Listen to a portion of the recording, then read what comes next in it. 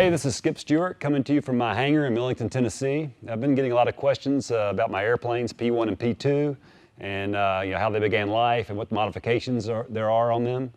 Both of them started life as stock Pitts S2S, and they were taken apart all the way down to the frame, and then I used those frames to build custom airplanes out of.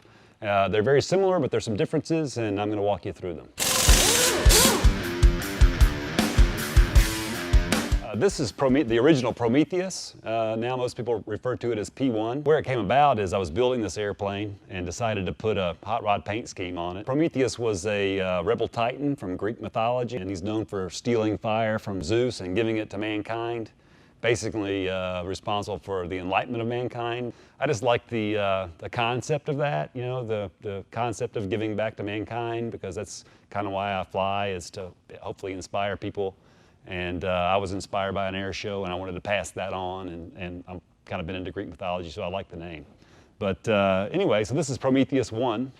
It started off as a 1979 Pitts S2S.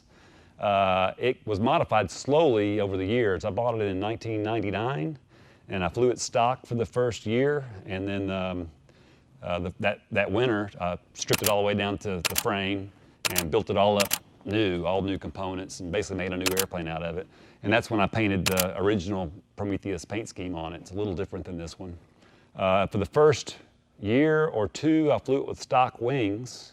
It was pretty much the same airplane the first year, other than the paint scheme and all new components. And then the next season was building these wings. They're all custom. It's had a kit designed to my specifications, and then I built them myself. I basically just told them I wanted to be able to do 10 Gs in both directions, and be able to beat on them without worrying about breaking them. So I built those over the course of a year or so, and then I took the airplane down and put the wings on. I think at the same time I did the Delmar Benjamin cowling.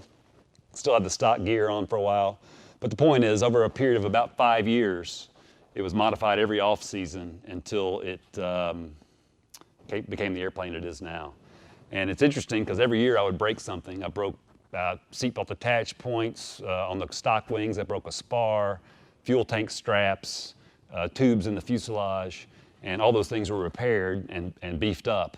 So when we start talking about P2, it's got all the same increases in strength, but there's not a crack underneath with a welded crack with a reinforcement on top. So this airplane, I call it a combination of field repairs, because basically I would break it and fix it, make it stronger, and learned a lot from this airplane, which I took over to P2 to finish that one.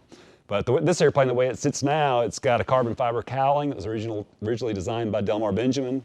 It has a titanium firewall, custom-made titanium rod landing gear. The fuel tanks are made of thicker material, because I was oil canning the original ones, and they cracked, and they just couldn't put up with the Gs. The tank strap mounts are reinforced to keep the straps from breaking.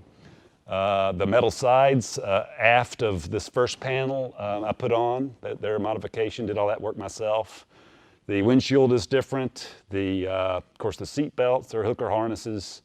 The rest of the fuselage is pretty much stock, other than quite a bit of reinforcement, gussets and boxed-in sections and things like that. The rear attach points are beefed up. The longeron has a gusset in it. The horizontal stabilizer is still stock, but the elevator is about 50–75% larger than stock. And of course, the rudder has been completely redesigned, and with an aerodynamic counterbalance.